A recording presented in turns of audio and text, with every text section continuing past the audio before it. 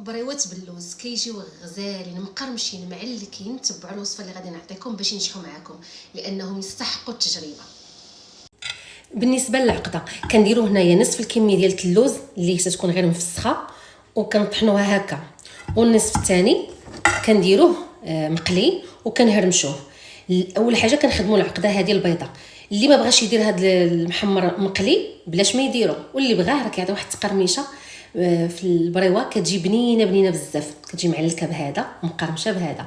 اللي بغا ديرو ديرو، اللي ما بغاتش ماشي ضروري. المهم هنايا راه طحنته مزيان، غادي نديرو هنايا في قصريه باش نخدم على خاطري. اشنو كنحتاج ليه واحد المعلقه ديال الكونفيتور ياك باش كيعطينا واحد التعليكه، ولا ديروا الجليكوز. كنحتاجوا المزهر واحد 2 معالق كبار هكاك، وكنحتاجوا اهم عنصر اللي هو الزبده. انا هنا كندوبها حتى كتولي زبده نوازيط باش كنحيد منها الماء. اللي بغات ديرها بحراره المطبخ ديرها، ولكن غير دوبوها تجيكم احسن. تقريبا على حسب الليدام، لان حتى اللوز كيطلق ليدام، ولكن ما تعركوش حتى تيولي هو طالق لكم ليدام لا. وعندي هنا مسكه حره واحد 5 الحبات مدقوقات مع شويه ديال السكر سنيده صافي. اللي بغات دير زهره البرتقال ديرها واحد شويه منها تعطي واحد النسمه، اللي ما بغاش ما يديرهاش. غادي نضيف دابا العناصر اللي قلت لكم. مسكه حره، وغادي نضيف معلقه ديال الكونفيتور، هذا اللي ما يكونش فيه دوك الطرفه ديال الكونفيتور، يعني يكون مطحون مزيان. وغادي ندير ما الزهر تقريبا واحد 2 معالق، شويه من هاد زهره البرتقال هذه النكهه صافي، غير شويه. وغادي نبدا نعجن في الخليط ديالي بالزبده. عينكم ميزانكم، يعني هنا ما كاينش واحد القياس اللي غادي نقدر نقول لكم، لان اصلا ملي كنطحنوا اللوز مزيان راه كيطلق حتى هو الزبده ديالو. المهم غادي نبدا نسقي هكا بشويه وانا كنعرك حتى كنتحصل على واحد العقده اللي زوينه. من بعد ما غادي تحصل على العقده المزيانه عاد غادي نضيف دابا داك اللوز الاخر اللي هو مهرمش. هنا كندلكها مزيان، شفتوا كنتحصلوا على واحد العجين ديال العقده اللي مدلوكه وكتجمع لينا. يعني ملي كنديروا ليها مثلا هكا نبغيو نديروا شي حربول هكا كتمشي مقاده هكا. دابا هذه راه ناجحه، هذه هي الفتره اللي غادي اولا المرحله اللي غادي نضيف عليها هذا اللي مهرمش مقلي ومهرمش باش كتجينا ديك التقرمشه كما قلت لكم. غادي ندخل دابا هاد العناصر هكا وغادي نعجنهم حتى نجمعها.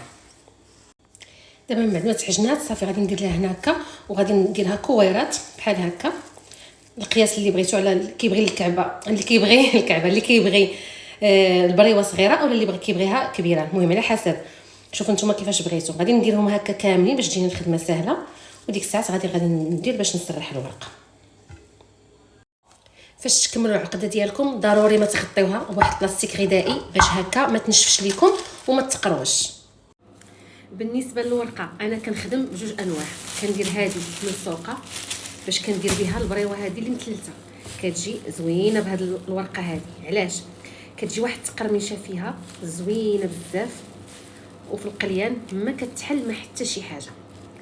كنلصق دائما بالكولا سبيسيال ديال المغاربه الموطحين، ولا اللي بغات دير البيض ديرو ماشي مشكل صافي. ولا كان شي زوائد هكا كنحيدهم بالمقص. هذه لصقات. بالنسبه لورقه الفيلو كنديرها هكا في وسط واحد البلاستيكه باش ما تتقروش. راكم عارفين هي دغيا كتخسر حساسه. درت بهم السيجار. علاش السيجار بهذه الورقه ديال الفيلو كيجي مقرمش وزوين، وبالملصوقه كتعجبني انا ندير البريوات. غادي ندير معكم واحد السيجار هنا ديجا راني درت هنايا واحد الكميه. واي حاجه درتوها ضروري تغطيوها بالبلاستيك. علاش؟ لانهم كيتقروشوا البلاد. شفتوا كيجيو زوينين. والجهه ديال التلصاق اللي لصقنا عليهم هي اللي كنحطوها هكا مباشره على البلاطو او على هكا بحال هكا فين درت اللصاق هنا تحطوه عليه صافي. غادي نكمل هنا الكميه اللي عندي ديال البريوات مع ديال السيجار حتى نكمل الورقه اللي عندي وغادي ندوز باش نقليهم. بالنسبه لورق الفيلو كندهنوا يدينا غير هكا صبيعاتنا هكا بشويه ديال الزيت، لان كتعرفوا ورق الفيلو راه ماشي غير حساس هكا. وكنجيب واحد الكره من دوك الكويرات اللي درت نشكلهم هكا على شكل حربول صغير ونحطهم هكا في الوسط. غير بالقاعده كندير لهم هكا، واخا تشوفوا الورقه طويله راها كتجي مقرمشه في الاخر وكتجي طايبه ديك البريوه. ورق الفيلو ما كاين في الصراحه ما احسن منه في التقرميشه. صافي كندير هكا وكنلوي نيشان ساهله، وكتجي هكا مفينيه مقاده مصايبه، ما كتحل ما حتى شي حاجه. غادي نلصقها ونحطها في البلاطو على هاد الجهه هادي.